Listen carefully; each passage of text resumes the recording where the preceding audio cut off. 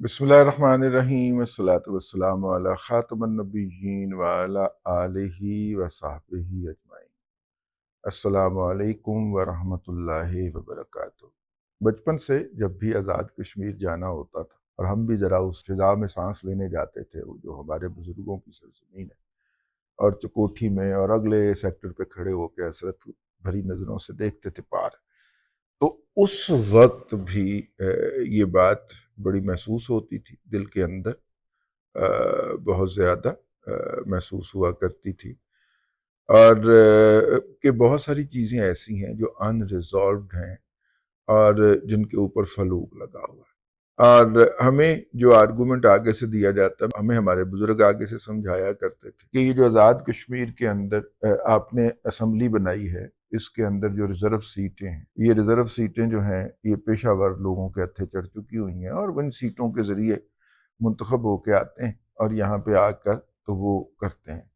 اچھا، وہ پیشہ ور لوگوں کے حصے میں کیوں چڑھ گئی ہیں کہ جو کشمیری 20 لاکھ کے قریب ہیں، اور 30 لاکھ اس وقت پوری آزاد کشمیر کی آبادی ہے، اور 20 لاکھ کے قریب کشمیری پاکستان کے مختلف جگہوں کے اوپر آباد ہیں، جن کی، اور یہ وہ مہاجرین ہیں جو مقبوضہ کشمیر سے ہجرت کر کے پاکستان تشریف لائے۔ دیکھیے، کشمیر کے دو مہاجرین ہیں، ایک براہ راست جو جموں سے آئے، ٹھیک ہے، اور مختلف جگہ پہ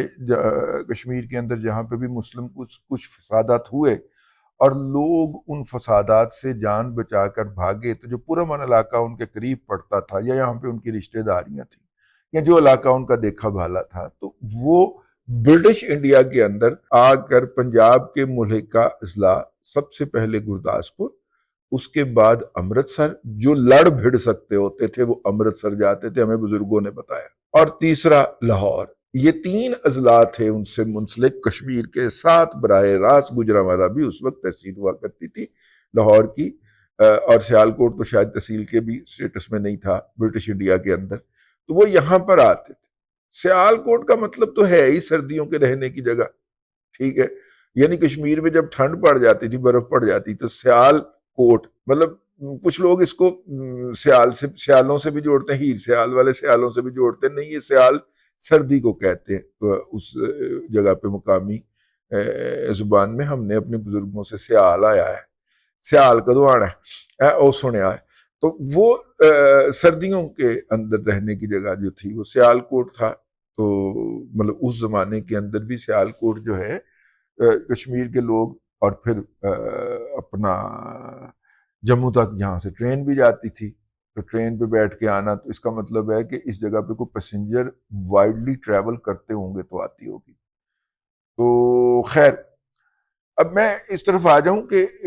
اور جب پھر بعد میں برٹش انڈیا تقسیم ہوا اور پاکستان وجود میں آیا، تو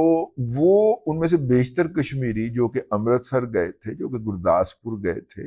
وہ وہاں سے ہجرت کر کے موجودہ پاکستان کے جغرافی حدود کے اندر تشریف لائے۔ تو ان کشمیریوں نے وہاں سے 2 دفعہ ہجرت کی، پھر اس کے بعد وقتاً فوقتاً وہاں پہ جو مختلف قسم کی مزاحمت کی، اپرائزنگ کی تحاریک برپا ہوئی ہیں، اور اس کے نتیجے میں جب ان کے خاندانوں کے اوپر عذاب ٹوٹتا تھا تو وہ لوگ بھی آیا کرتے تھے۔ بہت سارے لوگ میرے سامنے، جب 1989 کا اپرائز ہوا ہے تو اس کے بعد وہ پاکستان آئے، بچے تھے، اب تو ماشاءاللہ بزرگ ہو گئے، ٹھیک ہے، بزرگ یا سینئر ہو گئے، پاکستان کے اندر آئے۔ کئی ان میں سے ایسے بھی تھے جو اکیلے آ گئے، پورا خاندان وہاں پہ رہ گیا، وہ مختلف قسم کے نفسیاتی ٹراما میں سے گزرے۔ پاکستان نے انہیں شہریت بھی دے دی، شناختی کارڈ بھی دے دیا،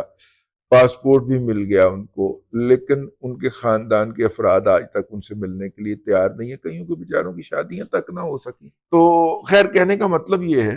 وہ لوگ جو تھے ان کو حکومت پاکستان نے، اس لیے کیونکہ حکومت پاکستان کا ایک کلیم ہے، ایک دعویٰ ہے، اور وہ دعویٰ یہ ہے کہ آزاد کشمیر نے ابھی مقبوضہ کشمیر نے یا پورے کشمیر نے جی ابھی ایک سٹیٹس حاصل کرنا ہے، اس نے فیصلہ کرنا ہے کہ انہوں نے پاکستان کے ساتھ رہنا ہے، اور استصواب رائے ہونا ہے، ریفرینڈم ہونا ہے وہاں۔ تو اس لیے ان 30 لاکھ لوگوں کو بھی، اور یہ جو ویلی سے بھاگے تھے عرب پاکستان کے اندر آج سے 2008 میں ان کی تعداد 20 لاکھ تھی. ان 20 لاکھ لوگوں کو اب تو اور بھی بڑھ گئی ہوگی. ان 20 لاکھ لوگوں اب تو ہو سکتا ہے یہ آزاد کشمیر کی آبادی کے برابر پہنچ چکے ہوں. ان کو 8 سیٹیں دی گئی تھی. اب یہ جو وہاں پہ موصوف جو کہ اس وقت آزاد کشمیر کے حقوق کی جدوجہد کرتے ہوئے پائے جا رہے ہیں، ان کا خیال ہے کہ یہ والی نشستیں ختم کر دی. کیوں ختم کر دی جائیں؟ اس کو ختم کرنے کے نتیجے میں بھی پہلے یہی سمجھتا تھا، کیونکہ یہ سیٹیں جو ہیں یہ دیوان غلام محی الدین جیسے جو لوگ ہیں جن کو شکل دیکھ کے بندے کو بلڈ پریشر ہائی ہو جاتا ہے، ٹھیک ہے نا، وہ تو کتوں کشمیری لاگنا ہے یار، ٹھیک ہے، کشمیری تو منہ سے پہچانا جاتا ہے نا، تو کتوں کشمیری لاگنا. تو وہ اس طرح کے لوگوں کے جو کہ ان کا پیشہ ہی یہی ہے کہ انہوں نے الیکشن لڑنا ہے اور الیکشن لڑ کے وہاں پہ منسٹر بننا ہے، اور وہ منسٹری پاکستان میں استعمال کر کے انہوں نے کاروبار اور مفادات سمیٹنا، ٹھیک ہے. لیکن یہ لاڈ حکومت پاکستان لڑاتی تھی، کیونکہ اگر یہ والا 8 نشستیں ختم کر دی جائیں تو پاکستان کا وہ کیس ختم ہو جاتا ہے کہ کشمیر کے سٹیٹس کا فیصلہ ہونا ہے. میں اس طرف نہیں جا رہا، یہ نواز میر جو بھی اس طرح کے واحد لوگ ہیں جو اس کو ایشو بنا رہے ہیں کہ یہ کس کے ایجنڈے پہ ہیں، وہ پھر کسی دن بات کریں گے. میں نے پہلے ایک ولاگ کر بھی دیا. میں تو اس پہ آ رہا ہوں کہ کیا حکومت پاکستان نے اپنے اس موقف سے انحراف کرتے ہوئے یا اس موقف سے واپسی مراجعت اختیار کر لی. میں تو اس پہ جا رہا ہوں. میرا نہیں خیال کہ حکومت پاکستان کی جو فورن پالیسی ہے جو پچھلے 78 سال سے چلی آ رہی ہے اس کے بیسک پرنسپل سے یوں بیک آؤٹ ہونا چاہیے. اور ابھی مجھے بتایا گیا، پتہ چلا کہ یہ اس حوالے سے ایک گروپ بھی ایگزسٹ کرتا ہے، تنظیم بھی ایگزسٹ کرتی ہے. مدثر بٹ صاحب اس کے صدر پاکستان کے اندر، اور انہوں نے کہا ہے کہ جناب اگر یہ حکومت نے کوئی اس طرح کی حرکت کرنے کی کوشش کی، ہم نہ صرف کہ اس ایشو کو سڑکوں پہ لے کے آئیں گے، ہم عدالت تک بھی جائیں. ٹھیک ہے، یہ کیا بات ہوئی کہ آپ نے ہمیں بغیر سنے، ہم تو فریق ہی نہیں بنائے گئے اس کے اندر، ٹھیک ہے، اور آپ نے ہمیں سنے بغیر اس کمیٹی نے یہ فیصلہ کر لیا. میرا نہیں خیال کہ یہ جو ہیں احسن اقبال صاحب یا قمرالزمان قاہرہ صاحب جو ہیں،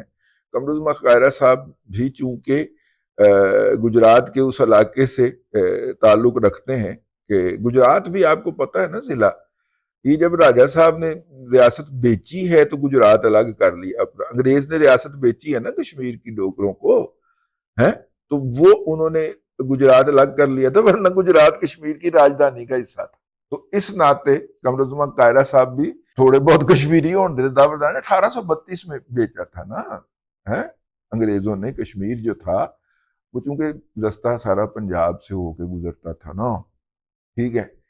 رستہ سارا کشمیر جانے کا پنجاب سے ہو کے گزرتا تھا. پنجاب تھا راجہ رنجیت سنگھ کے پاس. انگریز اس طرح آزادانہ طریقے سے نقل و حرکت نہیں کر سکتے تھے. رنجیت سنگھ صاحب کی اجازت ہوتی تھی تو آتے جاتے تھے. تو انہوں نے کہا اتنی دور ایڈمنسٹریشن کون کرے. تو جیسے ہی ہری سنگھ نے، گلاب سنگھ کے ہری سنگھ جڑا بھی سی، اس نے جو کہ رنجیت سنگھ کا اپوائنٹ کیا ہوا گورنر تھا، ٹھیک ہے، وہ جیسے ہی اس نے اپنی خود مختاری کا اعلان کیا، یعنی کہ ان کا اقتدار ختم ہوتے ہی انہوں نے اعلان، اپنا اقتدار میں ذرا تھوڑا سا وہ ہوا نا، تو انہوں نے اعلان کیا. تو اس کے بعد اس کشمیر جو تھا وہ انگریزوں نے بیچ دیا ان کو، اور اس وقت گجرات کو الگ کر لیا تھا. تو اس لیے وہ بھی اسٹیک ہولڈر ہیں، تو ان کو بھی وہاں پر اس کمیٹی کے اندر بٹھایا گیا. پائن جیڑا بھی بیٹھا سی، ڈاکٹر احسن اقبال صاحب بیٹھے سن، یا قمرالزمان قاہرہ بیٹھا سی، کوئی ہور بیٹھا سی، ایکس بیٹھا سی، وائی بیٹھا سی، زیڈ بیٹھا سی، سانوں کوئی نہیں. مدثر بٹ صاحب کا کہنا ہے کہ جناب آپ نے ہمارے بارے میں فیصلہ کرنے کا اعلان کیا ہے، ہمیں ہمارا ایک سٹیٹس، ہم کوئی آزاد کشمیر میں جا کے یونیورسٹیوں میں نہیں پڑھ رہے، ہم پاکستان کی یونیورسٹیوں میں پڑھے، ہم وہاں پہ جا کوئی جاب کلیم نہیں کرنے جاتے. مہاجرین جو ہیں ان میں سے کوئی آزاد کشمیر میں جا کے جاب نہیں کرتے، ٹھیک ہے. ہمارے ایک دوست ہیں، گزشتہ 2-3 سال پہلے انہیں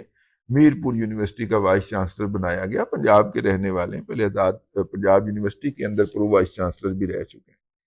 تو میں ایک دن ان کے ساتھ بیٹھا ہوا تھا، بڑے نفیس آدمی ہیں، تو بڑی آہستہ گفتگو کرتے ہیں. تو کہنے لگے کہ میں جا رہا تھا یونیورسٹی، یا ظاہر لاہور سے ہی جاتے ہیں، ہفتے کے بعد ہفتے میں ایک دفعہ گھر آتے ہیں یا فیملی ان کے پاس چلی جاتی ہے، تو میں پچھلی سیٹ پہ بیٹھا ہوا دیکھ رہا تھا کہ ٹرک بھر بھر کے اشیاء کے میرپور کی طرف رواں دواں ہے، ٹھیک ہے، لیکن اکنامک ایکٹیویٹی تو تب جنریٹ ہوگی نا، مطلب کولڈ ڈرنک کا ٹرک جا رہا ہے، آٹے کا ٹرک جا رہا ہے، فلانا کچھ جا رہا ہے، سارا کچھ پاکستان سے جا رہا ہے۔ اگر ہم اسے ایک الگ، ہم تو کبھی اسے الگ سمجھتے نہیں ہیں، لیکن اگر ایک سمجھے تو سارا ٹرک ادھر سے جا رہے ہیں، ٹھیک ہے۔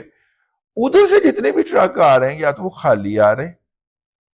یا آ ہی نہیں رہے۔ میرا مطلب ہے کہ بہت کم مقدار میں آ رہے ہیں، اور جو کم مقدار میں آ رہے ہیں وہ بھی وہی ہیں جو سامان اتار کے آ رہے ہیں۔ یار ادھر سے کوئی پروڈکٹ نہیں جانا چاہیے، ادھر سے کوئی پروڈکٹ جائے گا ادھر کو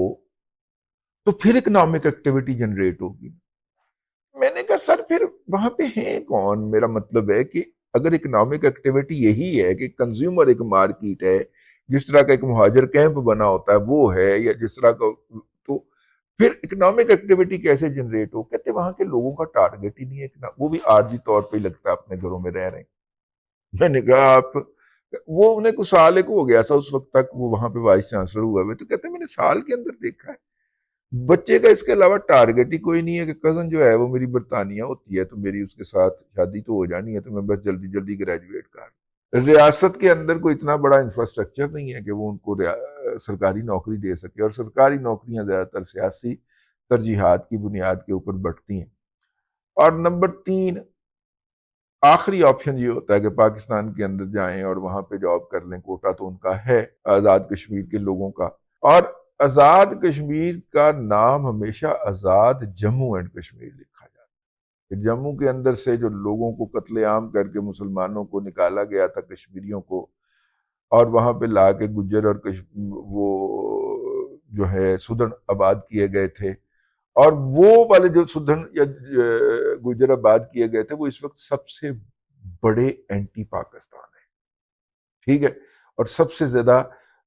انڈین نیشنلزم کا اور بھاجپا سرکار کا بیانیہ وہ لے کے چلتے ہیں، جو کہ مسلمانوں کے قتل عام کے بعد ادھر جموں اور اس سے ملحقہ علاقوں کے اندر آباد کیے گئے تھے، تاکہ،